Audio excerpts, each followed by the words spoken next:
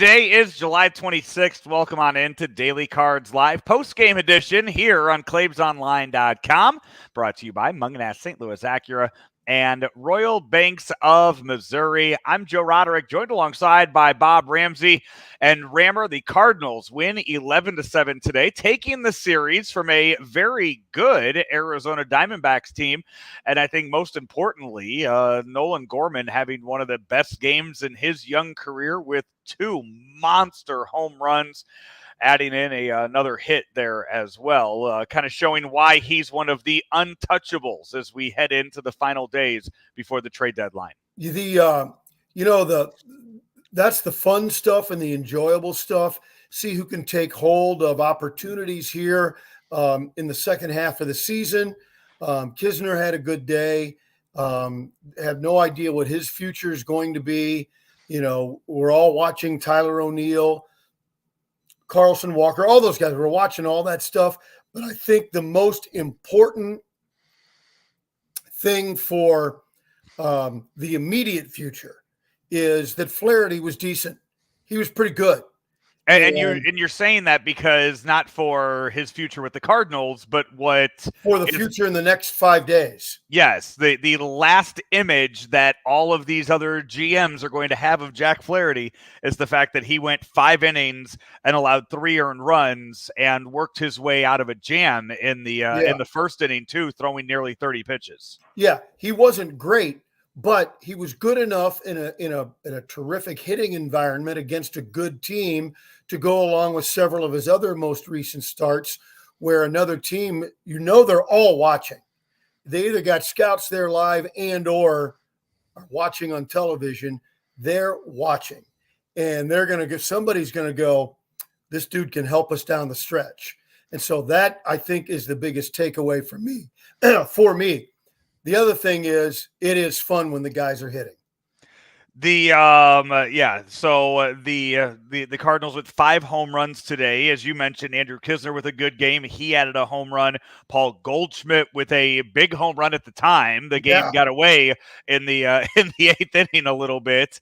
But at the time, Paul Goldschmidt's home run was a huge, huge moment in this contest. And then Lars Nootbaar with a monster home run too. By the way, so Nolan Gorman, that second home run that he hit over the huge wall in dead center. Time out. We haven't talked about this. It had to be 480 or something. And they called it 430. Yes. We're locked in, man. I'm telling you, I'm going 430. That's 480. That was going to go across the parking lot. The wall itself is 407 away, and then that wall is 20 feet high, and he crushed it over that. Yeah, with all the technology and the StatCast and everything we have, like back in the 90s and 80s when you were just going, the ball would have landed there, whatever, screw it, call it 430. Yeah. No, we have the technology today to be able to figure that out and do better math. Here's the problem. I was around in the press box when they started implementing that stuff, and I go, well, how do you know? Well, we kind of look at a trajectory and see the point where it lands, and we can determine how, and I go, but people are inputting it. Yeah. I go, that's all I need to know. It's bogus. You know what? Give me a straight line measure to where it hit. That's where it hit. That's how far it went, and leave it at that. Don't give me these guesstimates. Yeah. That was way, way further than 430. Oh God! We also saw Andrew Suarez make his Cardinal debut tonight. Looked very good in the 8th inning, and then the 9th inning. He's a 1 inning guy. You need somebody to eat innings the rest of the year. Suarez will get you 1 every night. Don't put him out there for the second. Well, he did once. It's like the Diamondbacks went, "Who's this guy? Never faced him," and then. Then, he got through the end, and everybody goes, okay, I know what to do now. The Cardinals will come back home now, and they will face the Cubs, followed by the Twins and the Rockies, a 4-game series against the Cubs. And it's going to, it's being at home and all of the media that will be there at Busch Stadium for these next 4 days covering the Cardinals. Lots of hug watches, lots of locker watches as the locker room opens each and every day. Yeah. We saw Tyler O'Neill have a good game today. He had 2 hits and one of those being a double.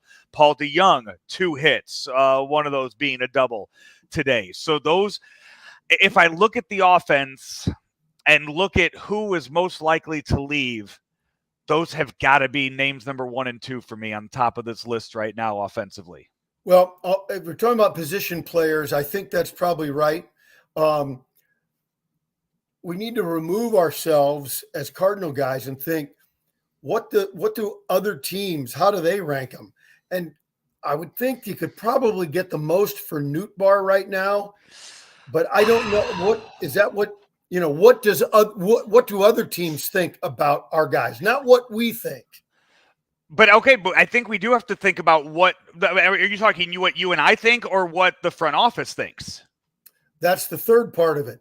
Yes, those are what you and I think is irrelevant, and it's just parlor games. Because I can't remember if it was Jason Stark or Ken Rosenthal or Jeff Pass. I mean, they are the top 3 insiders in Major League Baseball.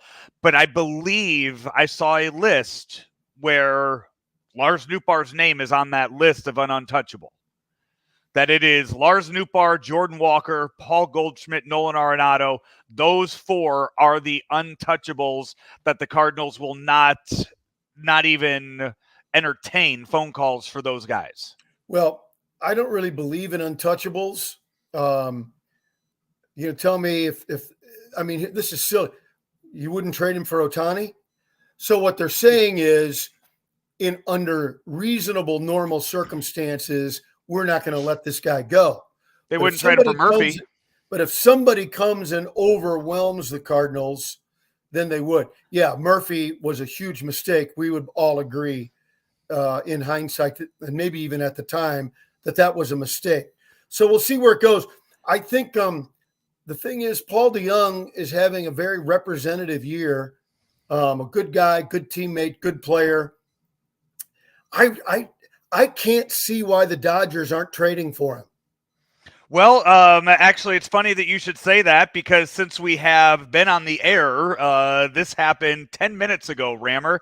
The Dodgers are in agreement with the Guardians on a trade for Ahmed Rosario.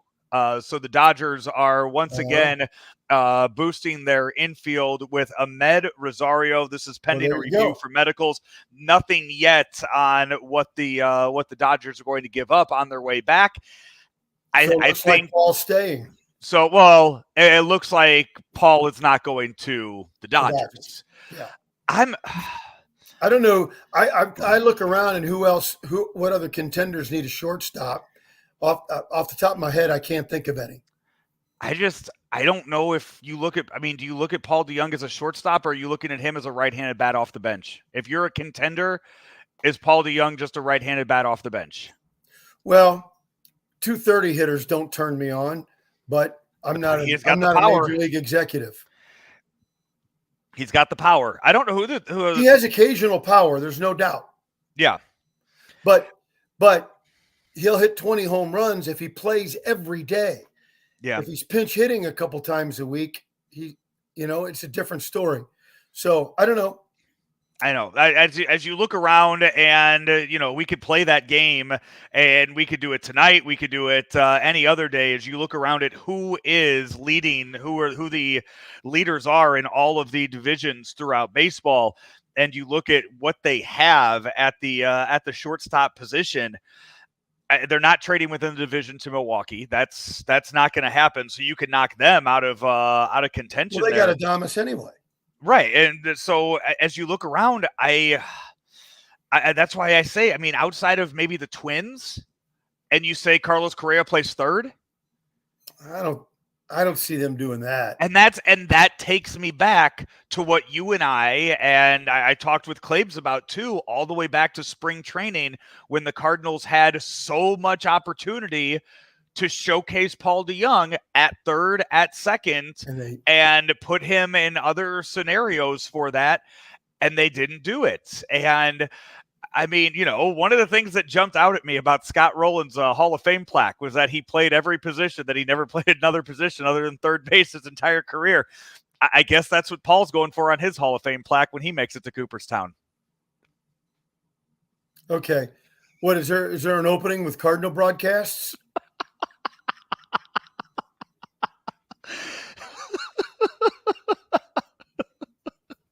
It's just a little frustrating that maybe he does go somewhere else, and maybe another team says, "Hey, look, you're playing second base for us." Well, you're playing third for us. I mean, we have seen star shortstops, generational talent at shortstop, be able to make that move from short to third in their careers.